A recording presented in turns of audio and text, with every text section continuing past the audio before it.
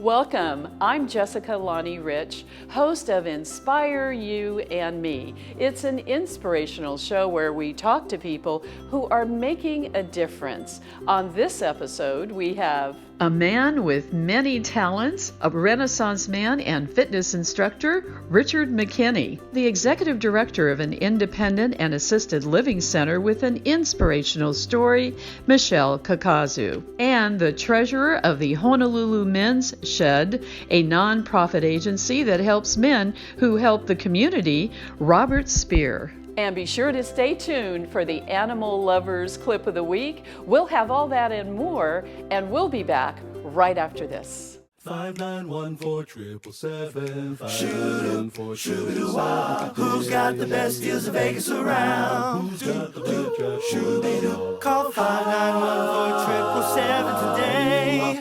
Vacations Hawaii. Vacations Hawaii. Vacations Hawaii. Good luck, we gon' play. 5914777 today. Good luck, we gon' play.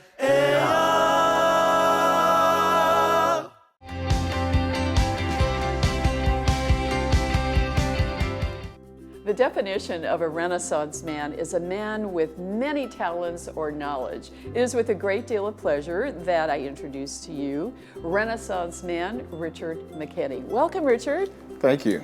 Richard, you are a Renaissance man. Let's start at the beginning. Where were you born? I was born in Memphis, Tennessee. Memphis, Tennessee. Did you go to school there? I went to Shelby State Community College. I went for nursing, but then I joined the Air Force and I was put in the job of financial management. How long did you work at the Air Force? So I was in the Air Force for 12 years. 1995 through 96, I was at the Pentagon. Wow. And what did you do at the Pentagon? Working as a financial manager, I handled all the travel money that was used for anything that was done for the Washington, D.C., Maryland, Virginia metropolitan area. Wow. I have to ask you this question. How did you get from the Pentagon to Hawaii? So being in finance for the military, they have a division called the DFAS. It's a Defense Finance Accounting Service. So with that, I moved here to Hawaii. And I worked on Ford Island before the bridge was built. Oh, you did? So you have to catch a boat to work every day. I understand that you are also a world traveler. How many countries have you been to, and which ones did you travel to? So I've been to London, Egypt, Japan, Korea, Vietnam, China, Hong Kong, Thailand. Wow. Was that all when you were in the Air Force? No, after the Air Force. Well, Korea and Japan I did while I was in the Air Force, but the rest of it was after the Air Force. Did you travel to other countries for pleasure or for business? Majority was for pleasure, but flying to Japan was pleasure and business. I would do classes while I'm in Japan. Well, from world traveler to physical fitness, you're now a physical fitness training instructor. Share with us a little bit about that. Well, I've always been into fitness. When I was in high school, I played football, I ran track. And when I got into the Air Force, moving different places, and you start doing different things at different gyms and stuff. So my first format that I got into was kickboxing. I was taking this cardio kickboxing class from this gentleman named Marcus DiValentino. And so I got certified in the cardio kickboxing, and I started doing that. What type of exercise do you teach? Well, right now I'm doing pretty much everything across the board. I do kickboxing classes, I do stretch classes, I do muscle conditioning classes, boot camp classes. That is amazing. I understand that you're a fitness instructor by day and you are a security guard at night. How did you get into security? Security has always been a part of me. Before I even joined the military, I was doing security for Elvis Presley's mansion. You did security at Elvis Presley's mansion. What was that like? I was the security guard within the foyer of the mansion.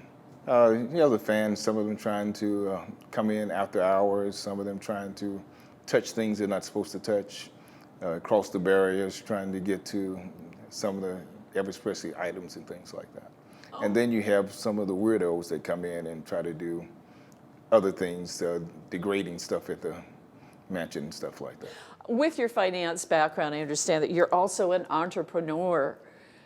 What sort of businesses are you also involved in? So pretty much everything that I do for other companies, I do on the side. So I also do fitness classes in the park. And I work for ITS Hawaii as a IT tech. So we do installs for audio, visual, voice over IP phone systems, internet systems, POS systems, stuff like that. So I do that stuff on the side also. You are a person of many talents. From all of your world travel, what have you learned from that? My takeaway is if people really want to do something, they can do it. So when people say, oh, I can't do this, anybody can make excuses. So if you truly want to do something, you will make it happen. Even if you have to put $5, $10 away every week, you can make it happen. The name of our show is Inspire You and Me. What inspires you? Well, I've had a lot of things and people throughout my life that have given me some inspiration. First of all, is my mother, because she raised 2 men as a single parent. So I know that had to be very difficult as a woman to raise 2 men, and all the things that are different between a man and woman that she would have to be able to bestow onto us. And one thing that she did bestow onto us that I stayed with was she taught us to be gentlemen. And she would not touch her car door. You would have to open that door for her. My little brother took a long time to get a hold of that. He'll be in the car, she'll be standing outside. He was like, what's going on? And I was like, she's waiting on you to open the door. So your mother taught you to be a gentleman, yeah. Have you, one of the questions I ask many of the guests on the show is, have you gone through any adversity in your life? And if you have, what was it and how did you get out of it? Well, it's always been plenty of things. In the military, you know, they force you to go places that you don't want to go, and you want to stay. So it's like, it all depends on how you accept things and your perception of them. So like, even though something may be a bad situation, I usually try to find the good things in there, and I try to make that my outlook on it instead of always complaining about the bad things. Like, I can complain about all the hours that I work, but I know it's someplace that I'm trying to be. So I have to do this in order to get this. So instead of complaining, I look at my objective. Is there anything else about your life you'd like us to know that you haven't already shared with us? Well, I feel that if you want to get someplace in life, you have to just make plans for it and stick the road and push that way. So I'm planning to put out a video for some fitness stuff, but it's in the near future, but I'm putting things in line right now to make it happen. So when that happens, I'll let you know. Well, we will look forward to that, Richard. We want to thank you so much for being a guest on Inspire You and Me. You are a very inspirational person, and I want to wish you the very best. Thank you. Thank you for having me.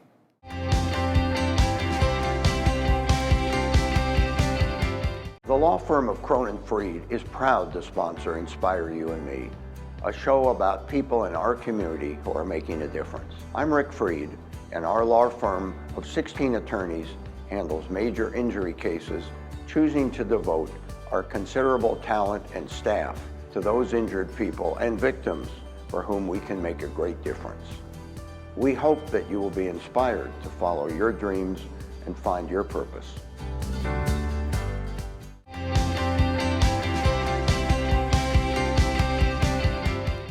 We are very pleased to have as our special guest on the show. She is the Executive Director for One Kalakaua Senior Living. Please welcome Michelle Kakazu. Welcome, Michelle. Thank you for having me. It's good to have you here, and we have so much to learn from you in the short time that we have together. Michelle, tell us about this senior facility that you're in charge of. So One Kalakaua Senior Living is a licensed assisted living facility, and for some of you who don't know what assisted living is, let me just explain. explain. So in the continuum of care, in the healthcare industry, we go from being independent, like yourself and myself, we can take care of our own self, all the way to our end of life where we depend on other people, where we have to have hospice care at the end of our life and then we pass. One Kalakaua is way on the front end of that continuum of care. So we take care of independent people. We do have an age limit, so you have to be 55 years or older.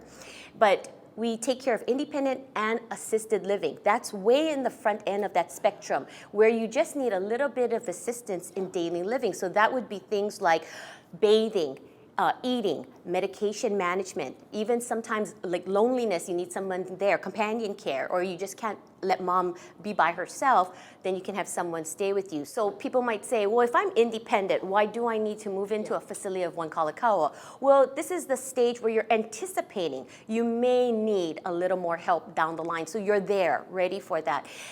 Some of the things we do when you're independent is that you do have this extra kind of protective umbrella where we are 24 hours on call for any emergency in case they fall or has a heart attack or anything happens. So, it's a little bit better protection than being home alone at your home.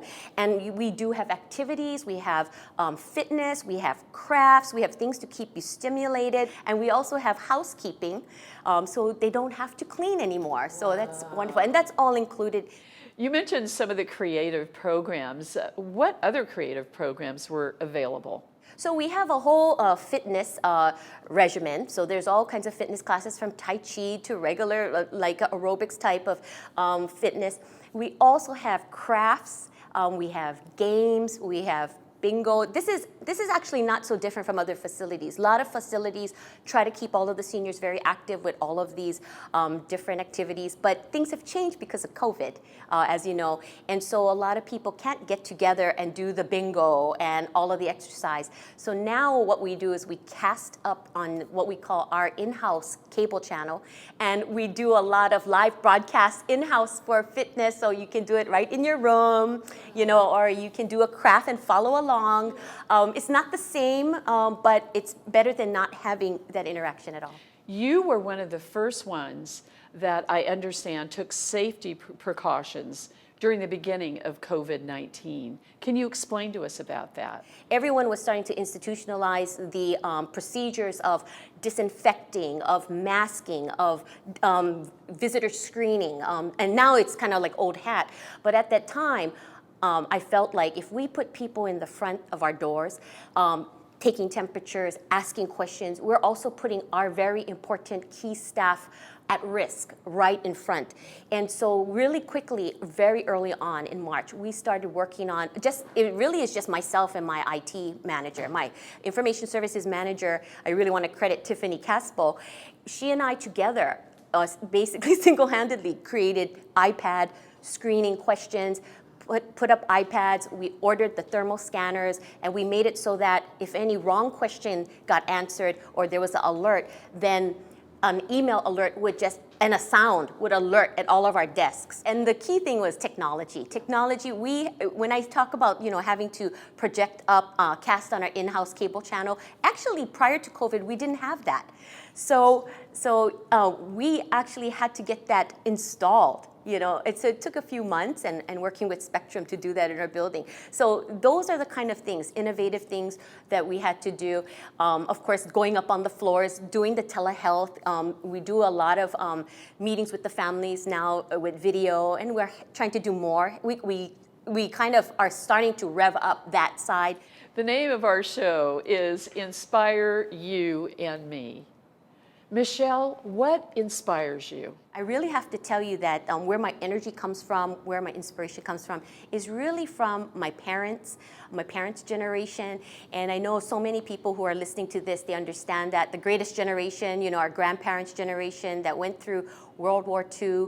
My mother was an immigrant, so I'm Korean Japanese. My mother is from Seoul, Korea. My father is Japanese descent, and plantation worker family.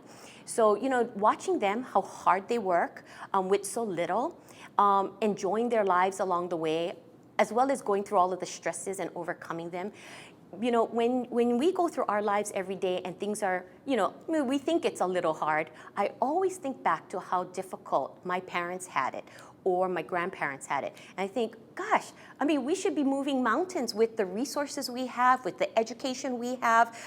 That's what inspires me. So every day, if I feel a little, if there's moments when I feel a little down or I feel a little lazy or tired, I go, hey, no, you know, your mom never missed a day of work. Your father never missed a day of work. Your grandfather, you know, they worked on the plantations. You gotta, you know, you think about that. You owe it to them to give it your all and do your best every day. And so that's why when I look at the generations today, when I talk to the younger managers at my facility or even at prior places that I work, when I try to coach them, you know, want them to have a different perspective about how they approach stress or challenges. A lot of times people are fearful, they don't want to take on new things, they let fear hold them back. And I tell them, you know, that's the only way you grow, that's the only way you learn. I mean, case in point, when you exercise, your body goes through stress, that's why it breaks down and it changes. Same like a friend of mine who just recently reminded me of a great metaphor. When a caterpillar changes to a butterfly, that fight in the chrysalis has to occur or that butterfly can't live. If they open the chrysalis too early without that caterpillar trying to fight, then it dies.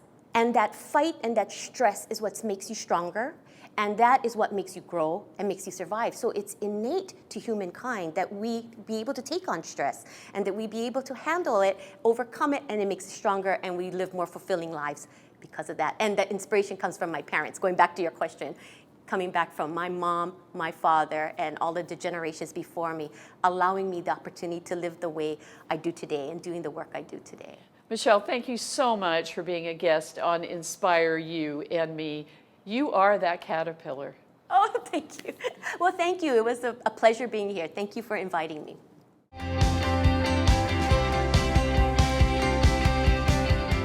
It's the simple things in life.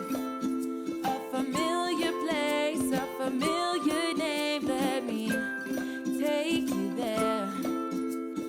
Come with me and rediscover eggs and things. La la la la la la. Eggs and things. Taste and quality.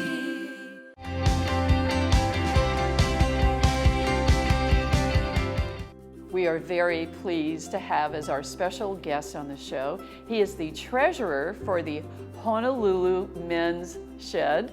Please welcome Robert Speer. Welcome, Robert. Oh, what a pleasure to be here. How fun this is. Wonderful. Yes, I'm glad we could do this. Robert, what is the mission of the Men's Shed? Well, the mission is, in a short thing, is to create camaraderie and friendship for senior men. Now, we don't limit it only to senior men. I certainly qualify in that range, but we have women and younger men too for a whole bunch of other purposes and projects. But the purpose fundamentally is we need to focus on serving senior men. And why is that? Try to get senior men out of the home, find something to do. Most are in that age group are retirees and searching for a new purpose in life and searching for friends. And so this provides a great venue for that. So how did the program get started? Interestingly, it got started with the interest from an older gentleman who lived in Colorado and retired to Hawaii. And all of his toys, all of his tools and things that he did were kind of gone. He couldn't do that anymore. So it came through the Rotary Sunset group. And he was a Rotarian and joined there. And there was some chatter one day about this thing called men's sheds. So he started looking into that, and 4 of them joined with him to start this process. The program started in Australia. There are thousands of men's sheds in Australia and none in the United States. So the Hawaii Men's Shed, now have been changed over to the Honolulu Men's Shed, was the first one in the United States, and now there are several hundred. Robert, how did you get involved in the program? Oh, a good friend of mine who was the first president. He and I worked in the Master Gardener program and the Kuni Orchid Society together. And he was the first president of the Honolulu Men's Shed. We just chat, what are you doing? Well, I'm working with this men's shed. Well, what's that? So I got interested through him. I see that you brought a lot of your creative works. Can you tell us about them? Well, here's some. There's the little bowls, little trays. This is a beautiful little jewelry box that one of our folks made out of monkey pod. This is monkey pod, and this is a acacia or koa. Wow. And these are cutting boards that we've ran a cutting board class that here recently and taught 5 of our members how to make cutting boards, and this is some of the results of their efforts. It's really kind of fun. This is koa, this is milo, and other kind of woods in here. So we get to learn how to make things, what the woods are like, and of course this is a pretty bowl that we turned bowls down there too. Yeah, I have to ask you this question. These are just so beautiful. Do you sell them, or do you go out to community fairs and show your work? How does that work, or not, or is it just for fun? We're working down that road, and we can't wait to get there as a mechanism for our funding sources to be able to provide a resource to be able to continue to operate it. We're making things for ourselves and for gifts and for donations. At some point, we'll be at the point where we want to start making them for sale. In the process of making these beautiful creations, there's also the camaraderie, the friendship, the place to go, the feeling that you're no longer isolated, but that there's an opportunity there to connect, the connections. That's the most important product of these, is the groups of folks getting together to form camaraderie and talk and learn how to make things, but share information, friendship, exactly. Well, tell us about some of the background of the people who are involved in the Men's Shed. Oh boy, this is really fun because it's all over the place, and we have people come in who know nothing about woodworking, who know nothing about making things, and we have absolute professional craftsmen. So we have training programs to be able to help people take step 1 and learn something and make something, and step 2 to get involved with a group of other folks, so we start this camaraderie, friendships develop in the social thing. So we get the real product is social involvement. The Men's Shed is involved in a lot of community projects, such as planners and playgrounds and picnic tables. Can you tell us more about that? We've done a number of 15 or 20 community projects where some organization, maybe it's a government thing too, like the Parks and Recreation group for the city and county, we're building planter boxes for them. One of the little preschools, we built a little playhouse. We built some picnic tables. This thing with my church, I mean, there is a number of examples where we're interested in opening up to the community and forming relationships and partnerships. What happened to the Men's Shed during COVID-19? We followed the states and the cities, counties' guidelines.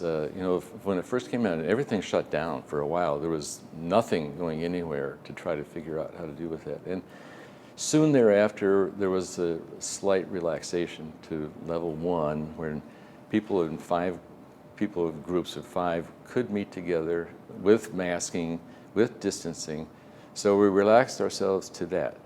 Originally, we were only open on Wednesdays, Saturdays, and Sundays for 3 or 4 hours. We decided to open up every day to reduce the detail and allow more people to participate in a more spread out fashion. And I might add, we have three programs down there. One is this wood shop crafts ideas, but there's also, we're in a relationship with the Friends of Hokulea, and there are 3 big koa canoes under repair in the shed right now, so that's the second one. And we have a bicycle repair shop for groups of people to get together. Last week we picked up 40 donated bikes. We're busy fixing those and selling them to the public. The name of our show is Inspire You and Me. Robert Speer, what inspires you? What inspires me most is being able to help people, I guess, in their life, their living, their projects, their things, finding projects that make them smile and happy. Leadership role is inspiring to me, so I like to be involved with the development of organizations and help organizations work better. Well, thank you so much for being a guest on Inspire You and Me. Robert, I wish you the best, and I could just see that your program is just growing and growing all the time. Thank you so much. It was a pleasure to be here. Thank you.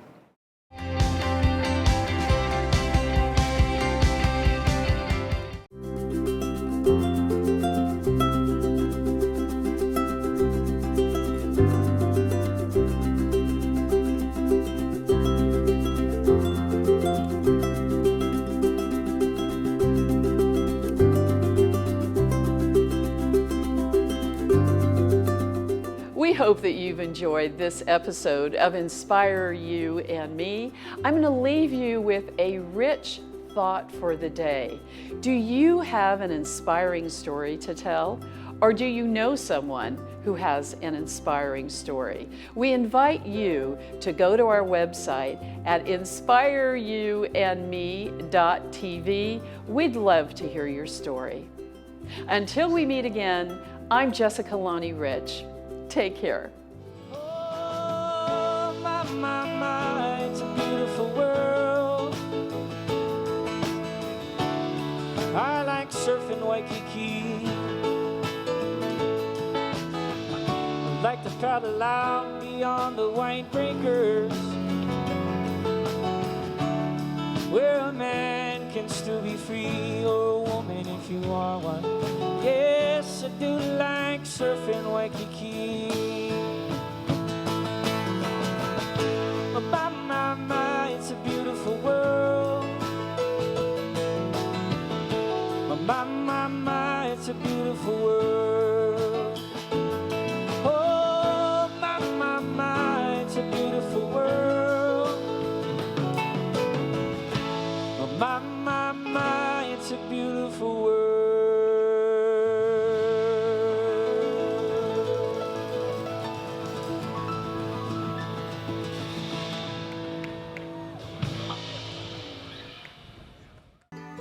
The hardest thing in life is letting go of a loved one. Finding the right provider can be essential in your time of need. Celebrate your loved one with Ballard Family Mortuaries. We offer a full range of cremation and burial services on Oahu, Maui, Hilo, and Kona, with professional guidance and specialized attention you can trust at the most affordable cost. Call us today for a free consultation on funeral service options available to you and your family. Ballard Family Mortuary Group, serving Hawaii since 1997.